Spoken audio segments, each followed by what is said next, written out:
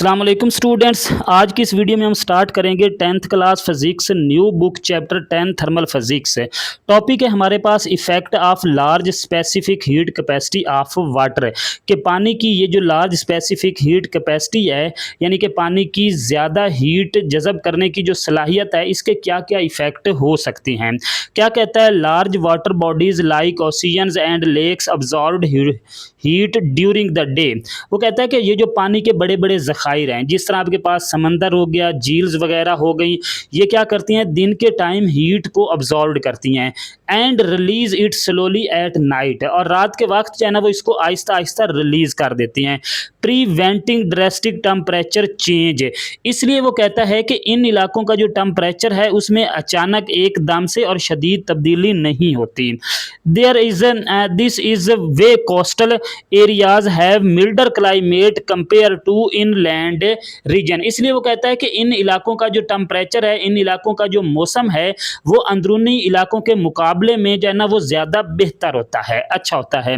Since water has a specific heat capacity of 4200 joule per kg while dry soil has only 810 joule kilogram per KG per kelvin. यानी कि वो कहता है कि जो पानी की स्पेसिफिक हीट कैपेसिटी है वो 4200 joule per KG per kelvin है, और जो ड्राई सोल यानी कि जो खुश्क मिट्टी है उसकी heat capacity 810 joule per KG per kelvin है।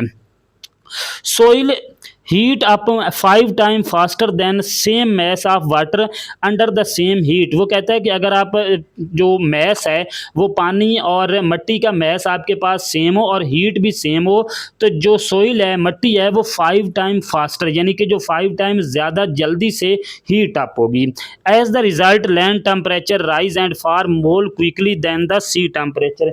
लिहाजा जो है ना जो सोइल का टेम्परेचर है यानी कि ज़मीन का टेम्परेचर है वो पानी की निस्बत जल्दी जो है ना वो राइज अप भी होगा और फॉल भी होगा, making sessional temperature change less extreme इन कोस्टल एरियाज़। लिहाजा इनका जो टेम्परेचर है वो कोस्टल एरियाज़ की निस्बत जो है वो क्या रहता है, ठीक रहता है, अच्छा रहता है। Water high specific heat capacity also make it useful for storing and transfer heat है। वो कहता है कि ये जो पानी की हाई स्पेसिफिक हीट कैपेसिटी है ये हीट को स्टोर करने और आगे ट्रांसफ़र करने के लिए ज़्यादा यूज़फुल है। इन एन ऑटोमोबाइल इंजन, इसीलिए इसको जो है ना वो ऑटोमोबाइल गाड़ियों के इंजन में इसको यूज़ करते हैं। आप देखें ना जो है ना वो इंजन के बाहर, इंजन यानी कि कोई भी गाड़ी है आपके पास तो उसके अंदर जो इंजन होता है, इंजन के बाहर जो है ना वो पानी डाला जाता है। ये पानी क्या करता है, इंजन के बाहर मूव करता है, इस हीट को अब्जॉर्ब करता है। आगे देखें, the cooling system use water to absorb and carry away the heat produce during the engine operation. क्या कहता है कि ये इंजन की जो हीट प्रोड्यूस होती है ये उसको अब्जॉर्ब कर देता है। अब यहाँ पर देखें, ये हमारे पास ये एक इंजन सिस्टम दिखाया गया है, इसके अंदर ये पानी सर्कुलेट कर रहा है, यानी कि ये इंजन है, ये पानी सर्कुलेट कर रहा है। अब यहाँ पे क्या होगा कि इस इंजन की जो हीट है ये पानी अब्जॉर्ब कर लेगा। जब पानी की हीट कैपेसिटी यानी कि जब पानी के अंदर बहुत ज़्यादा हीट प्रोड्यूस हो जाएगी, ये फिर रेडिएटर के पास चला जाएगा। रेडिएटर के बाहर अंदर एक फ़ैन लगा होता है जो बाहर की हवा को इधर खींचता है, जिससे क्या होता है कि ये जो पानी है ये कूल यानी कि ठंडा हो जाता है। The pump circulate water through jackets around the engine system. ये जो वाटर है ये पंप के ज़रिए सर्कुलेट करता है इंजन के जैकेट्स के अराउंड, यानी कि इन जैकेट्स में इंजन सिलेंडर के around. Where it absorb heat, यहाँ से ये क्या करेगा, हीट को अब्जॉर्ब करेगा। This heated water then flow through the thermostat. अब ये क्या है, ये हीटेड वाटर जो है ना ये थर्मोस्टेट की तरफ फ्लो करेगा। थर्मोस्टेट इसका टेम्परेचर नोट करेगा, अगर टेम्परेचर कम है तो ये दोबारा फिर इंजन की तरफ चलेगा, अगर इसका टेम्परेचर ज़्यादा है तो ये इसको पानी को रेडिएटर के पास भेज देगा। Which regulates its movement based on temperature if the water is too hot, अगर ये पानी गर्म हो जाए। The thermostat open allow it to enter the radiator, ये क्या करता है, थर्मोस्टेट ओपन हो जाता है और इस पानी को किस तरफ भेज देता है, रेडिएटर की तरफ भेज देता है।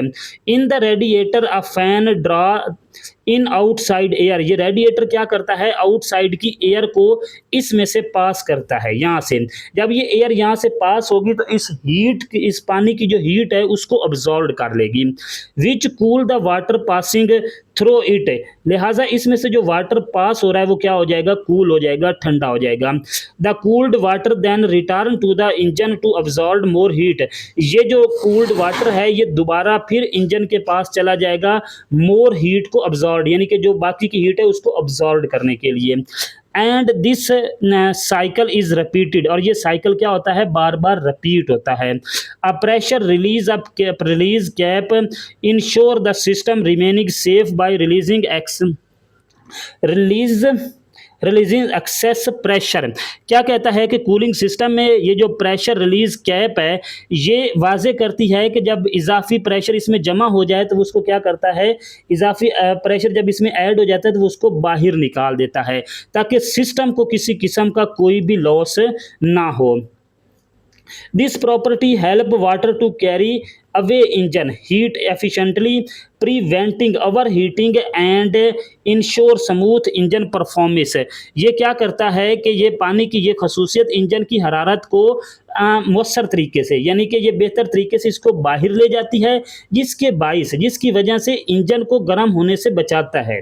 क्या करता है, ये जो पानी है ये इस इंजन को गर्म होने से बचाएगा और गाड़ी की जो कारकर्दगी है, गाड़ी की जो परफॉर्मेंस है वो क्या रहेगी, बेहतर रहेगी। अगेन इसको देखें यहाँ पे, this property help water to carry away engine heat efficiently, पानी की ये जो प्रॉपर्टी है ये जो इंजन की हीट है उसको एफिशिएंटली तौर पे बाहर निकालता है। Preventing heating and ensure smooth engine performance, इससे क्या होगा कि इंजन गर्म होने से बच जाएगा और इंजन की, गाड़ी के इंजन की जो कारकर्दगी है, जो एफिशिएंसी है वो बेहतर रहेगी।